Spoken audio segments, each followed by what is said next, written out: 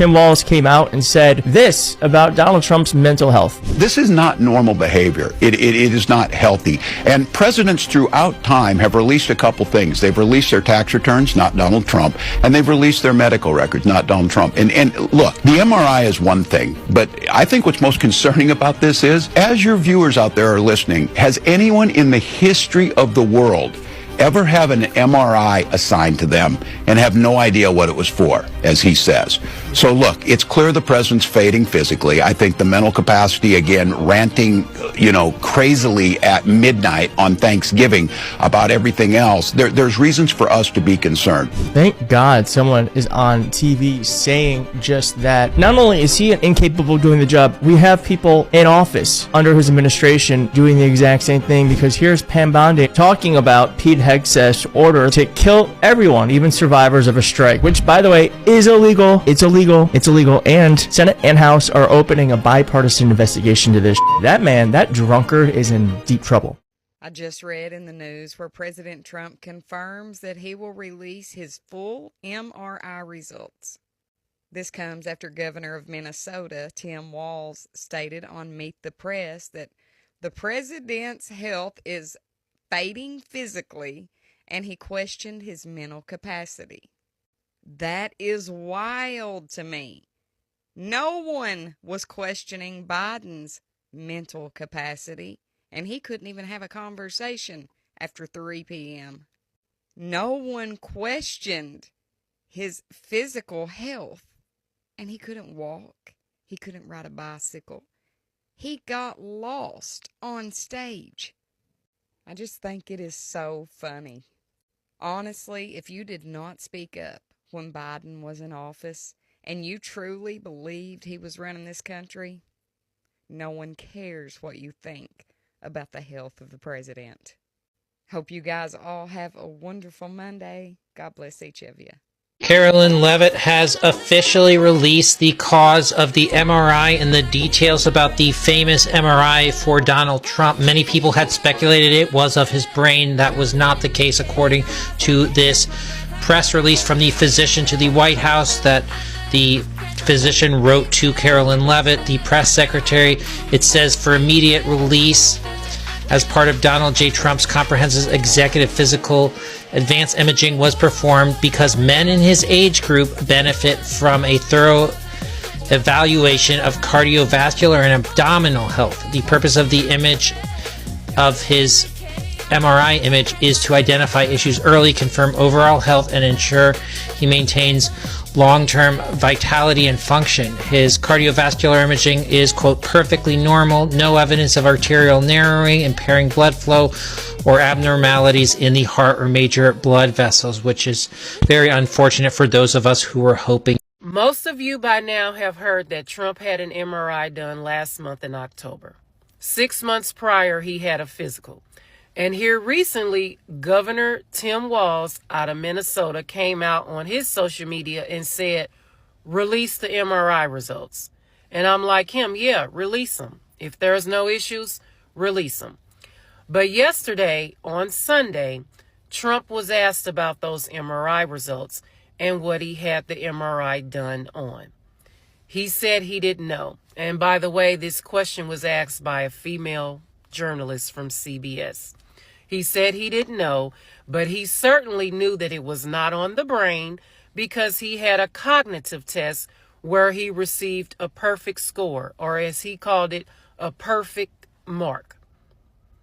Which then he turned around and told that female journalist she would be incapable of passing a cognitive test. At what point will these female journalists just stop asking him questions? Because if they're not going to just match his same energy and give it back to him, then why keep asking him questions? No one is speaking up for those female journalists. They just let it slide. Because at this point, the insults are just becoming the norm. He's going to continue to do it if they don't speak up. Yeah, crazy. These new photos of Donald Trump that were taken today at Mar-a-Lago are raising a lot of questions about his health that we cannot ignore. As you can see here, he looks extremely unwell. He's been consistently falling asleep during public appearances. Here's a better look at him, and as you can tell, there is clearly something wrong. He's been behaving erratically lately, even by his own standards, and of course, we still have no explanation as to why he got so many MRIs recently. When you connect the dots with his family history and what his own relatives have publicly said, the picture becomes even more unsettling. In case you didn't know, Donald Trump's father actually had dementia, meaning it runs in his family, so it's reasonable and responsible for the public to start asking questions when Donald Trump is seen looking the way he does. Even some of Trump's own relatives have spoke publicly about this, including Mary Trump and Fred Trump III. They've said they are very worried Trump has dementia because he's showing the exact same signs they saw in his father, such as erratic behavior, repeated stories, obsession with wealth, public outbursts. These aren't partisan attacks. These are people who saw his father's condition firsthand and are noticing parallels. Regardless of your political beliefs or how much you love Donald Trump, you have to admit this is not a good look. So Caroline Leavitt has just admitted why Donald Trump went and got that MRI. It's a lot worse than we thought. Would release the results of his MRI. Is that happening right now? It is happening right now. As part of, and this is a summary from the president's physician, and we will release it right now. I think my team has it teed up for all of you. I'll read it for you, and then you'll get it physically as well. As part of President Trump's comprehensive executive physical, advanced imaging was performed because men in his age group benefit from a thorough evaluation of cardiovascular and abdominal health. The purpose of this imaging is preventative, to identify any issues early, confirm overall health, and ensure the president maintains long-term vitality and function. President Trump's cardiovascular imaging was perfectly normal. No evidence of arterial narrowing impairing blood flow or abnormalities in the heart or major vessels. The heart chambers are normal in size, the vessel walls appear smooth and healthy, and there are no signs of inflammation or clotting. Overall, his cardiovascular system shows excellent health. His abdominal imaging is also perfectly normal. All major organs appear very healthy and well perfused. Everything evaluated is functioning within normal limits with no acute or chronic concerns. In summary, this level of detailed assessment is standard for an executive physical at President Trump's age and confirms that he remains in excellent overall health. Again, we will provide that to you. I think that's quite a bit of detail, and in the effort of transparency, the president promised it last night, and we have delivered today. So there you go. Danny. So he went in because chest pain and abdominal pain. Wow.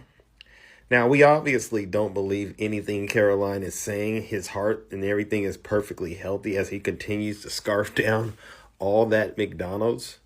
So, ladies and gentlemen, brace yourselves because things are about to get real interesting. Donald Trump's health is not in good condition, and you can tell. And I could probably imagine what made it such an emergency. He was probably definitely complaining about pain in that area, and so they had to go check it out. So be on the lookout of more lies coming out from the Trump administration about Donald Trump's health, because none of us believe what they say. And yeah, Caroline, go ahead and publish the results of that MRI so that we can do a thorough check of what's really going on. There are a lot of questions about this MRI because the first question was, why was it happening?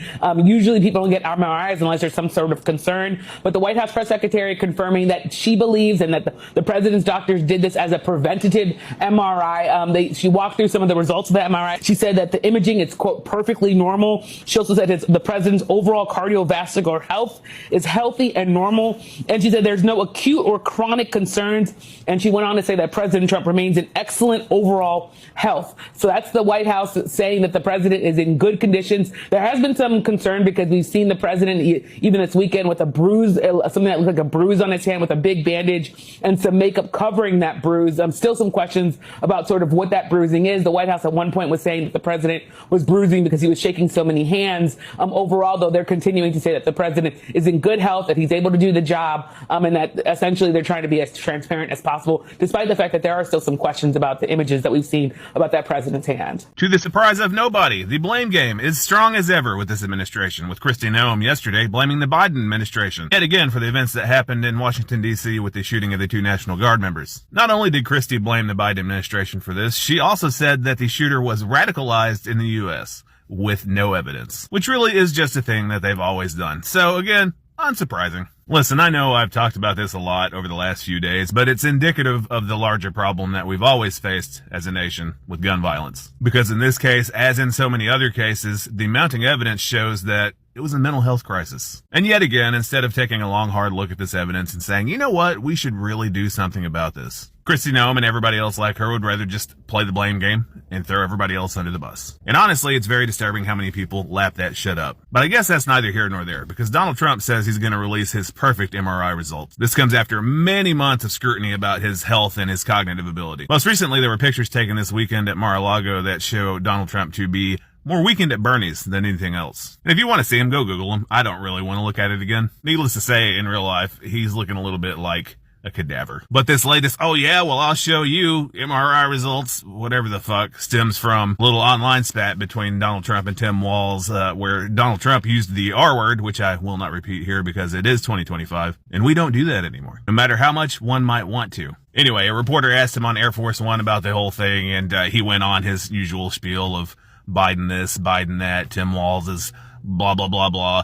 And then he said the thing he's really loved saying for the last few months, which is, I aced my cognitive test, which you couldn't. And again, as I've explained before, that test requires you to draw a clock and name some animals. Good job, buddy. Listen, at this point, I'm just tired of all of this. Can we actually just shut the fuck up and get something done? Just get anything done. It's like watching a junior high fight. It's a lot of pushing, a lot of shoving, a lot of name calling, and nothing ever gets accomplished. It seems that both sides walk away being like, yeah, I won that. No one's winning anything right now except for the rich people and criminals. Well, rich criminals. I guess more specifically, rich criminals that have the ability to flatter the current sitting president into giving them a pardon.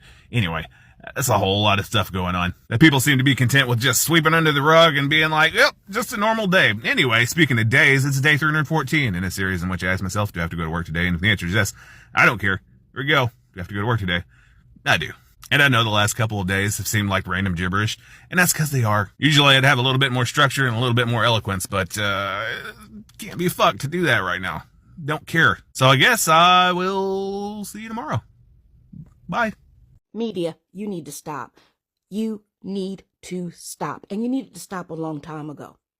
It is time for you guys to take the reign of actual journalism back versus entertainment.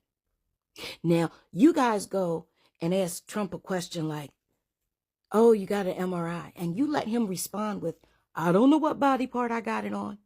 Now, we all know if you have some kind of CAT scan, MRI, or X-ray, you know if somebody was taking a picture of your foot versus a picture of your head. But you let those answers go. Where are you guys actually going in and doing journalistic reporting, investigations to let people know what is wrong with this man and whether or not he is physically fit to do this job? Because I know and you know, and we're not medical doctors, it is not normal to get an MRI weekly or bi-weekly. It is just not normal. Can we stop normalizing this, I don't know, and ask the question that needs to be asked? What is wrong with him?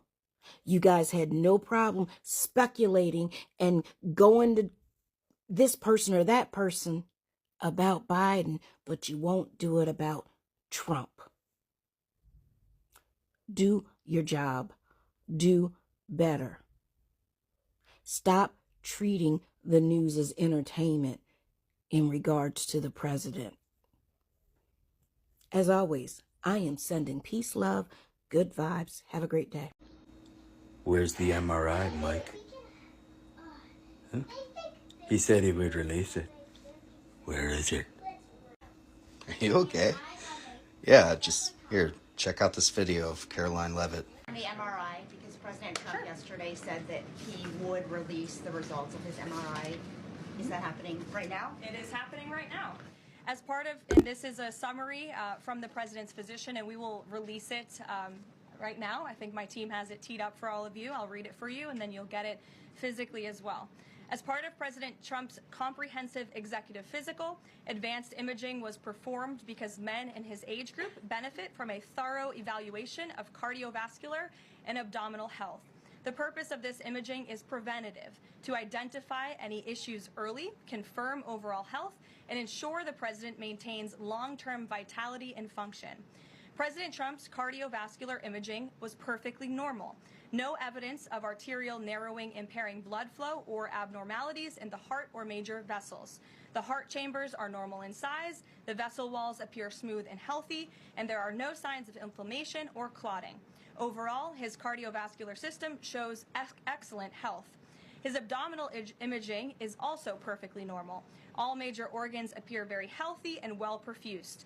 Everything evaluated is functioning within normal limits with no acute or chronic concerns.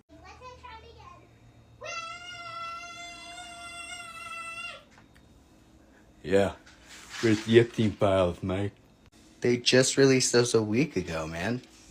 You know this. And then you're like Democratic politicians were all over them and Trump wasn't even in them. The only time he was in them is when Epstein was like talking badly about him.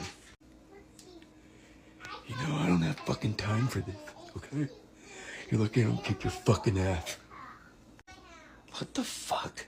Part 4 of analyzing one of the most offensive statements made by a president in modern history, because even though nobody has the time to read all of this, it should not be ignored. Let's talk about his choice to post this on Thanksgiving, last Thursday, because that's not random, it's strategic. Thanksgiving, as most Americans learn it, is framed as this peaceful dinner between pilgrims and Native people, but historians and Native communities have spent decades correcting that myth. The real story includes forced displacement, land theft, the spread of disease, and violence that wiped out entire indigenous nations. So for many Native people, Thanksgiving is a day of mourning, not celebration. So when Trump posts an 500-something word anti-immigrant, anti-Muslim, racially charged message on this specific holiday, that is not just tone deaf, it is symbolic. He takes a holiday built on the erasure of colonized people and repurposes it to push a narrative of white victimhood. The idea that Americans are being invaded, replaced, or carved up by immigrants. The original myth of Thanksgiving portrays white settlers as peaceful victims under threat. The rhetoric in Trump's post mirrors that exactly, reinforcing the same story, that America belongs to one group and that everybody else is an outsider or an enemy. And politically, posting it on Thanksgiving guarantees maximum attention. It ensures that the message spreads beyond his base because reporters have to cover what a sitting president says on a national holiday, and he uses the day to launder extremist ideas into mainstream and even festive news coverage. Because think about it, we all know somebody who groans when they hear Thanksgiving referred to as Indigenous Peoples Day. But this way, he can spew this extremist, radical, nonsensical, offensive rhetoric and have its critics be groaned at as the obnoxious woke leftist at the dinner table. Make no mistake, this was a calculated choice. Take a holiday rooted in historical displacement and use it to justify new forms of exclusion, fear, and division on that very day. Hakeem Jeffries knew that Donald Trump lost in 2024.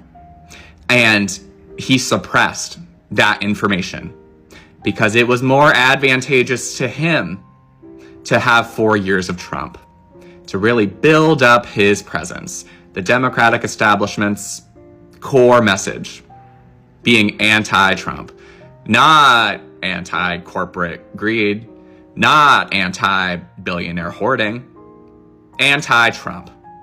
And if the election had gone the way that it was originally supposed to go, true, we probably wouldn't be seeing all of the systems around us completely deteriorating and collapsing in on themselves. And I guess that is one of the upsides of it going this way. But make no mistake, this is not how it was naturally supposed to go. Hakeem Jeffries made a choice that put us here. And when Kamala came out of hiding and was doing her press tour for her book, and she said that the thing that surprised her the most was the capitulation, sure, she could have been talking about the media, corporations, law enforcement, etc. But she very well could have been talking about her very own Democrats as well. There's a lot more to say about this, and much of it I have said before, but if you want to know more about this, comment below, feed this into the algorithm, like, repost, share your thoughts, and follow me. If y'all want to hear more, or if this, gets in front of the right people, maybe I'll talk about it a little bit more. So, let me know what you think.